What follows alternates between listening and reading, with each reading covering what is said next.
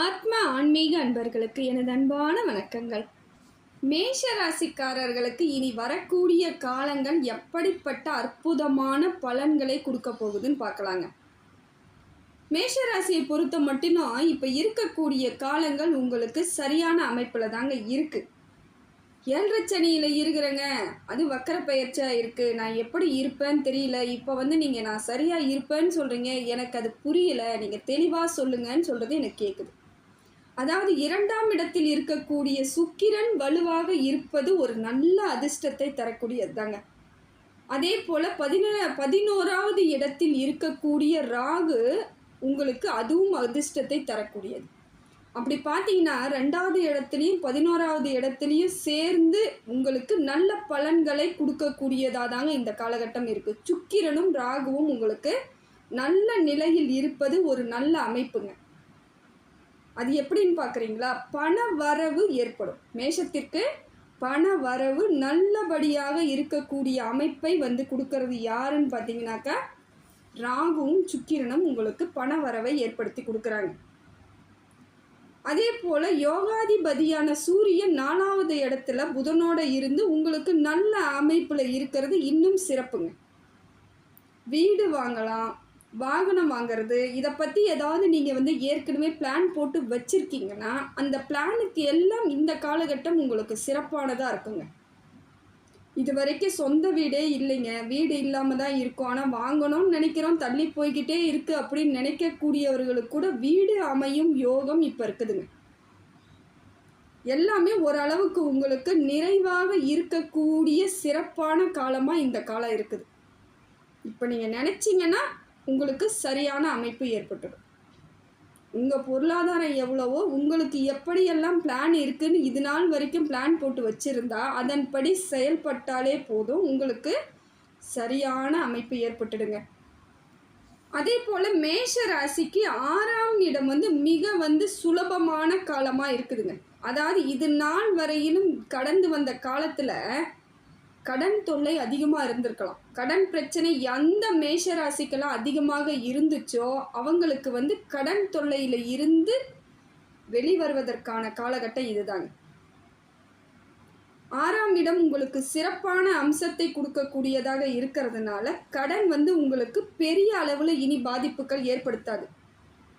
யார் என்னை கேட்பாங்களோ, எந்த இடத்துல நான் மாட்டிக்குவனோ, அவங்க கேட்டுட்டு நான் இல்லைன்ற சூழ்நிலையில் இருக்கும் பொழுது என்னை அசிங்கப்படுத்திடுவாங்களோ, என்னை வருத்தப்பட வச்சுருவாங்களோ, என்னை அவமானப்படுத்திடுவாங்களோன்னு எத்தனையோ மேஷராசிக்காரர்கள் புலம்புறது, அழுகிறது, கவலைப்படுறதுமா இருந்தீங்க இல்லையா? அந்த காலகட்டங்கள் படிப்படியாக மாறுவதற்கான காலம் இதுதாங்க. இனி வரக்கூடிய காலங்களில் உங்களுக்கு பெரிய அளவில் கடன் தொல்லை இருக்காதுங்க. கொஞ்சம் கொஞ்சமாக நிச்சயமாக மாறுவதற்கான காலம் இப்போது, நல்லபடியாக அமையறதுக்கான காலம் இது. அழகாக ஏதோ ஒரு விதத்தில் உங்களுக்கு வருமானம் முதல்ல ஏற்படும்.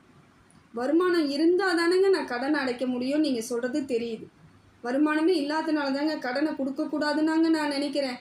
ஆனால் எனக்கு சரியாக போதிய வருமானங்கள் இல்லை, என் குடும்பத்தை நடத்துவதற்கே எனக்கு சூழ்நிலை சரியா இல்லை. அப்படி இருக்கும் பொழுது குடும்பத்துக்காக வாங்கின கடனை என்னால் இது நாள் வரைக்கும் முடிக்க முடியாமல் கஷ்டப்படுறேன்றவங்க நிறைய பேர் இருக்கீங்க. அப்படிப்பட்ட மேஷ ராசிக்கு படிப்படியாக குறைப்பதற்கான காலம் எப்படி வருதுன்னு பார்த்தீங்கன்னா வருமானம் உங்களுக்கு அதிகரிக்கும்.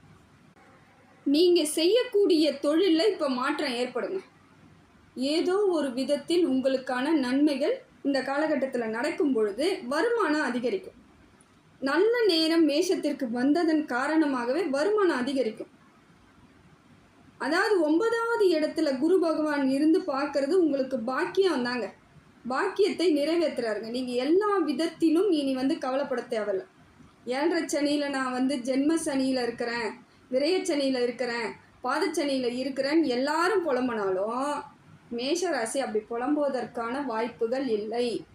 காரணம் என்ன? நீங்கள் உங்களுக்கு விரயச்சனியாக இருந்தாலும் விரயம் எப்படி போகுன்னு பார்த்தீங்கன்னா கடன் அடைக்கிற மாதிரியோ ஏதோ ஒரு சில கடமைகளை செய்கிற மாதிரியாக தாங்க இருக்குது உங்களுக்கு.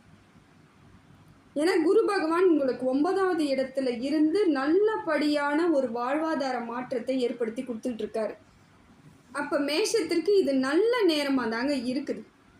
விரயச்சனியில் இருந்தாலும் வக்கர பெயர்ச்சியாக இருந்தாலும் உங்களுக்கு பாதிப்புகள் இருக்காது. வக்கர பெயர்ச்சி உங்களுக்கு இன்னும் மேலும் உயர்ந்த மாற்றத்தை ஏற்படுத்தி கொடுக்குதுங்க.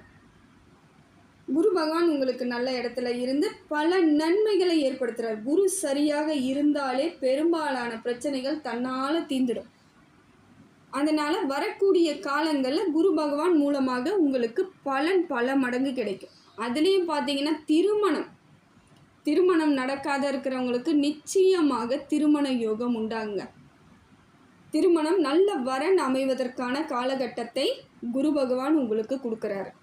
அதாவது இந்த மாதத்திற்கு இறுதியாகவோ இல்லை அடுத்த மாதத்தின் ஆரம்பத்திலேயே பார்க்கும் பொழுது குரு பகவான் மூலமாக உங்களுக்கு திருமணம் நடப்பதற்கான ஒப்பந்தம்னா ஏற்பட்டுடும்.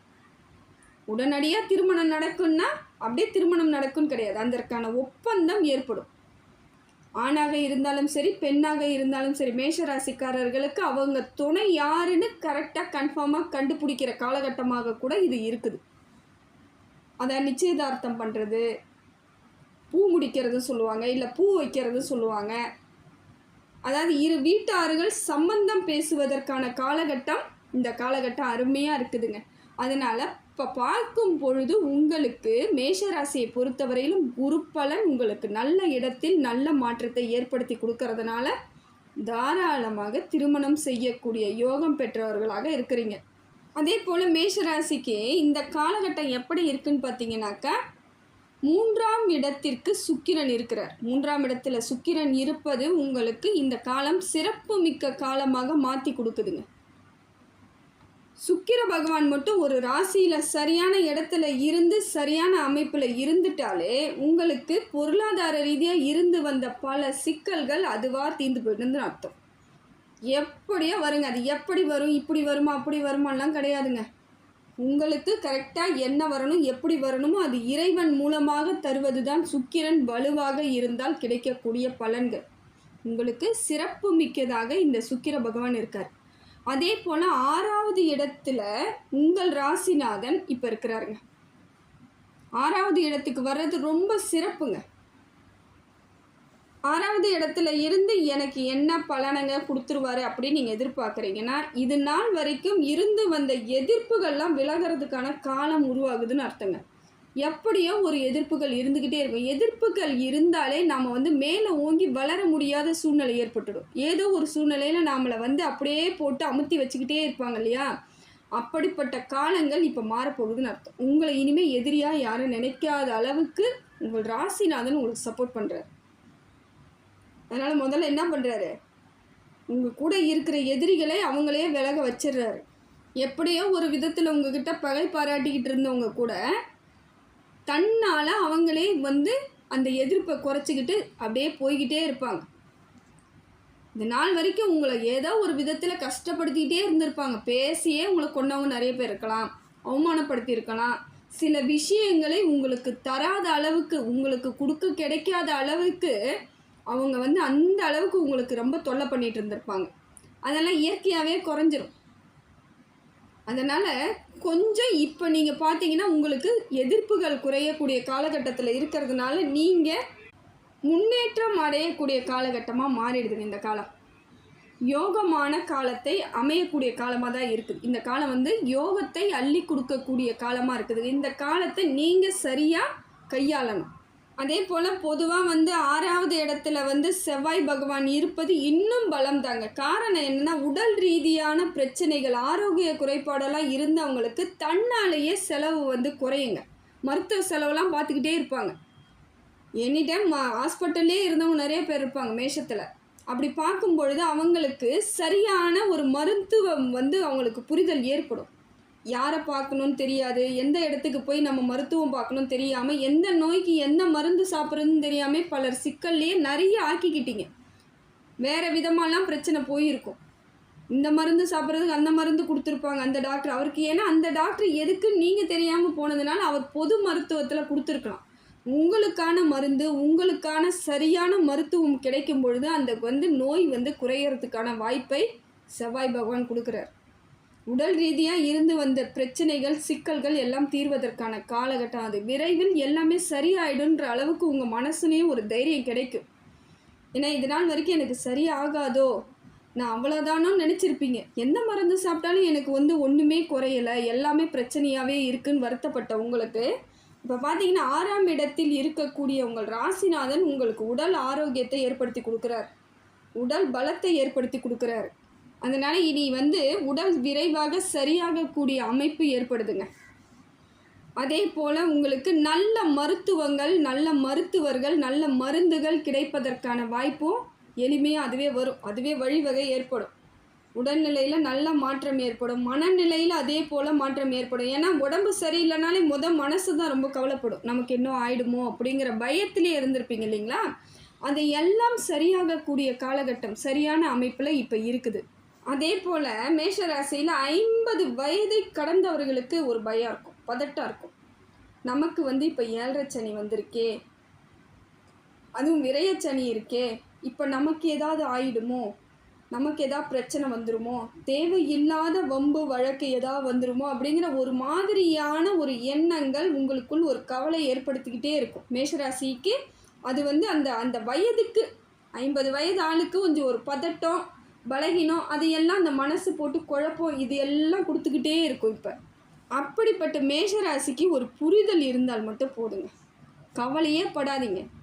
7.5 சனியில் உங்களுக்கு எந்த விதத்திலும் குறைகள் கிடையாது. அதாவது விரய சனியாக இருக்கும் பொழுது இப்போ வக்ர பெயர்ச்சி ஏற்படும் பொழுது பல மாற்றங்கள் உங்களுக்கு சரியாக வந்துடுங்க. முதல்ல உங்களுக்கு வருமானம் சரியாக அமைஞ்சிடும்.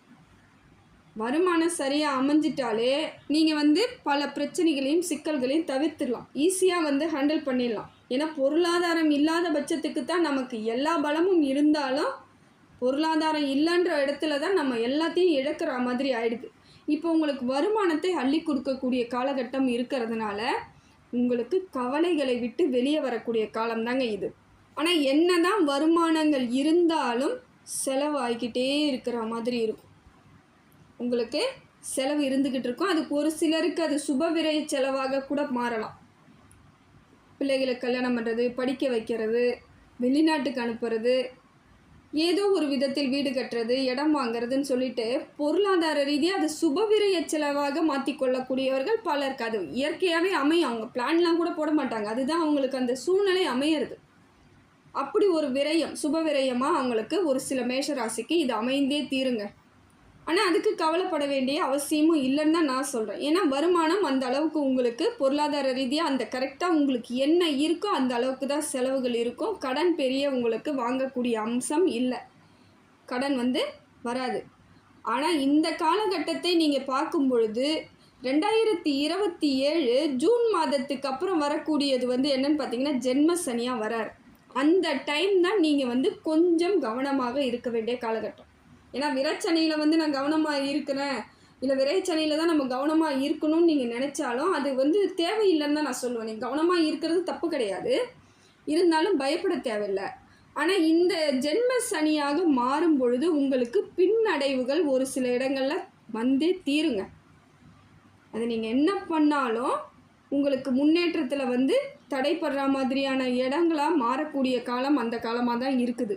அந்த காலம் வரும்பொழுது அப்போ எப்படி சரி பண்ணிக்கலாம், என்ன பண்ணலாம், எப்படி பிளான் பண்ணிக்கலான்னு அப்போ பார்த்துக்கலாம். ஆனால் இப்போ இருக்கும் பொழுது 7.5 சனி ஆரம்பத்தில் உங்களுக்கு வந்து பெரிய சோதனைகள் தராதுங்க, பெரிய வேதனைகளும் தராது. நிறைவான ஒரு நல்ல ஒரு பலன்களை கொடுக்கக்கூடிய காலகட்டமாக தான் இருக்குது இந்த காலகட்டம்.